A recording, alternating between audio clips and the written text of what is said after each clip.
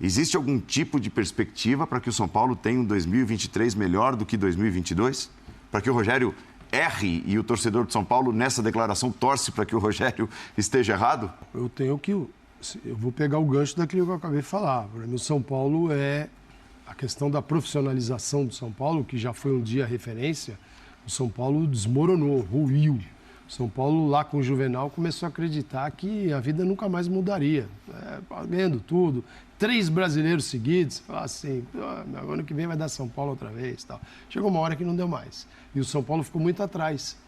Dentro de algo que ele criou no Brasil. Ele trouxe para o Brasil. Não é que ele inventou, mas é o seguinte, as melhores práticas de um centro de treinamento, ele que trouxe primeiro. Foi. Né? Ele que foi o primeiro a fazer isso. O Refis, ele foi o primeiro, começou lá com o Marco Aurélio, lá atrás, eu lembro que cobria Morumbi, Turíbio, Rosan. Era debaixo da arquibancada, até que o São Paulo mudou para o CT e a coisa virou, e com os melhores profissionais e tecnologia também, faz com as duas coisas. O São Paulo perdeu depois os profissionais, aí a tecnologia foi para o espaço, os títulos também, aí você começa a meter os pés pelas mãos e não tem dinheiro para fazer o que deve fazer. Então, se o São Paulo não se profissionalizar, e aí tem alguns caminhos, e esse que o Birner citou, eu acho que o São Paulo é típico. Qual é o caminho, qual é a alternativa para o São Paulo?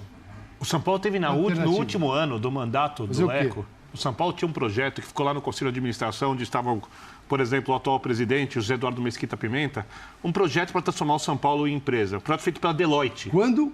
No último ano do mandato do Leco. Estava à disposição para o São Paulo apreciar. Quer dizer, antes de começar... O Leco não tocou o projeto e o Conselho de Administração também não tocou. O São Paulo seria o pioneiro. São Paulo seria o pioneiro. O idealizador da lei da SAF, Rodrigo Monteiro de Castro, São Paulino, se você falar agora, vem nos ajudar. Ele vem correndo. De graça. E o Mansur. De graça. De graça. Vamos falar com o Mansur, já foi conselheiro, tem as brigas dele ali. Tira o Mansur da história. Não, mas ele é um dos que ajuda. Mas, assim, por exemplo, na quinta-feira, teve um evento na CVM, no Rio de Janeiro, onde tinham 3 sócios de banco, o presidente da CVM, o presidente do CAD, tá? O doutor Rodrigo Monteiro de Castro, o senador Carlos Portillo, todas as pessoas envolvidas, CEO de clubes, que vão ser SAFs, assim. Perfeito. O Pimenta foi lá. Eu sei que o Pimenta foi lá assistir. Por que eu não sei?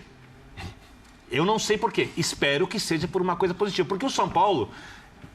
O São Paulo, de todas as administrações dos clubes principais do futebol brasileiro, é a mais obsoleta. No São Paulo, não adiantaria nada, mas nem os sócios votam para presidente. Você tem 2/3 de vitalícios, que vão continuar. 2/3 de vitalícios.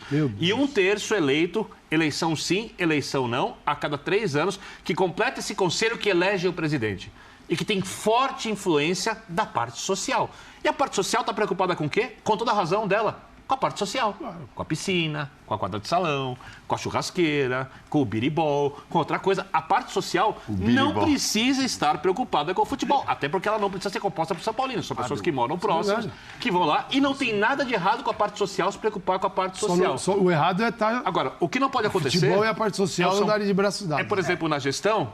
prometer 5% de toda a arrecadação de quem entra no clube, inclusive do futebol, para a parte social, para ter a parte social não incomodando a atual gestão. Então, o São Paulo está numa encruzilhada.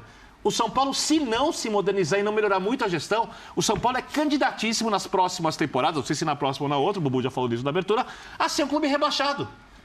Por outro lado, o São Paulo tem um potencial enorme de torcida, de história, de ídolos, para ser um time de ponta no futebol brasileiro. E a atual diretoria do São Paulo tem que tomar decisão. E não dá para tomar decisão com retórica aqui, ali, falando. A decisão tem que ser prática. Ela contratou um escritório de advogado que está olhando isso agora. Vamos ver se isso vai andar ou não vai andar. Não tem o porquê de não andar. Essa é a grande questão. Para ser bem direto, não tem o porquê de não andar. Para acertar a administração, acabar com dívidas... Então, porque Porque o São Paulo não tem diminuído, né? Ou se diminui pouco. Esse ano entraram 100 milhões do Antony, vão entrar aos poucos, que vieram assim... do inesperado. Inesperado, cara. Né? A questão é que o São Paulo, acho que assim, o São Paulo é um caso quase que particular. Porque não é que, embora o sistema político seja de fato talvez o mais obsoleto entre os grandes clubes brasileiros, não é que a gestão do São Paulo ela seja absolutamente pior do que a média do futebol brasileiro. Não é.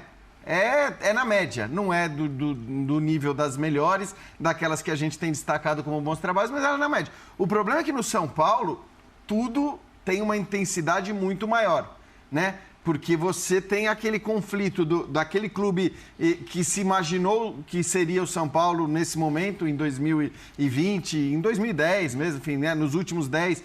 Todo mundo imaginava que o São Paulo seria uma coisa, que o Calçade falou há pouco, e, na verdade, ele acabou sendo outra completamente oposta. É um time que não consegue... Então, assim, eu sempre digo, eu fico impressionado com o quanto as vitórias...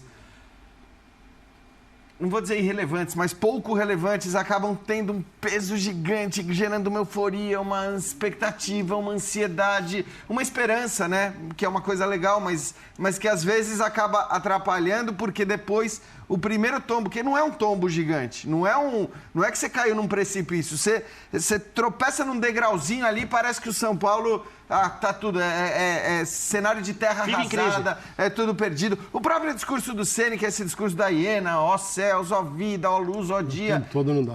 É muito pesado isso, assim. O Ceni, eu acho que sim, se você olhar pro Ceni, ele é um ótimo treinador, para mim. O padrão dos técnicos brasileiros, ele tá num nível muito alto. É um cara promissor. É um cara inteligente, é um cara que pode muito ajudar o clube. Se você olhar para as contratações dos jogadores, para o elenco que o São Paulo já chegou a ter nos últimos 2, 3 anos, você não vai dizer que o elenco do São Paulo era uma porcaria, que não tinha condição de brigar, que não tinha condição de disputar. Que era para cair. Que era para cair, nunca. E em determinados momentos se cogitava, o São Paulo vai cair ou não. Então, assim, é tudo muito intenso. Né? É tudo... Essa coisa da curva para baixo do Rogério, é isso? Para baixo e para cima, tudo elevado a uma potência. E claro, porque é um clube desse tamanho... O presidente precisa gerenciar o clube para agradar grupos de conselheiros. Então, mas aí essa é a grande questão. Por isso que para o São Paulo a SAF parece ser talvez o mais essencial para o São Paulo. O São Paulo citou algumas figuras, né? Durante muito tempo, o São Paulino esperou que o Abílio Diniz, que é um dos grandes milionários do país, fosse socorrer o São Paulo. Mas que o Paulo Nobre fez um pouco com o Palmeiras, ou quem sabe depois, numa parceria comercial, como a Crefisa, poderia ser a solução. Roberto Justus, que é um outro São Paulino, muito bem relacionado no meio empresarial, ele deu uma entrevista recente dizendo que a empresa, o grupo dele, vai entrar no futebol, vai ter uma SAF. E aí falando, pô, é o São Paulo, porque você é São Paulino e tal. Ele falou, não é o São Paulo. Ele não revelou, então ele vai entrar no futebol. Ele falou, SAF é um grande negócio, vamos investir. Então, falando aqui de alguns exemplos de São Paulinos que tem, digamos, um bom trânsito no mercado, ou porque tem muito dinheiro. Ele vai fazer um negócio, ele precisa ter o melhor lugar para fazer negócio, ele não precisa pelo clube que torce. Agora, por exemplo, ele brilhou com isso. O São Paulo, durante décadas, foi vanguardista, foi pioneiro para fazer o Morumbi lá atrás, para fazer o CT, para fazer o Refis, mas como quadro associativo. Boas pessoas bem intencionadas ajudaram o clube. Bueno, mas já há 10 anos que o São Paulo sofre. Briga com a SAF. Né? Tem escândalos de corrupção dentro do São Paulo, mal resolvidos, ou então pelo menos resolvidos, mas que jogaram para baixo do tapete. O São Paulo continua tendo uma das maiores folhas salariais do país. Eu não sei se você perder zagueiro de graça. Eu não sei se você...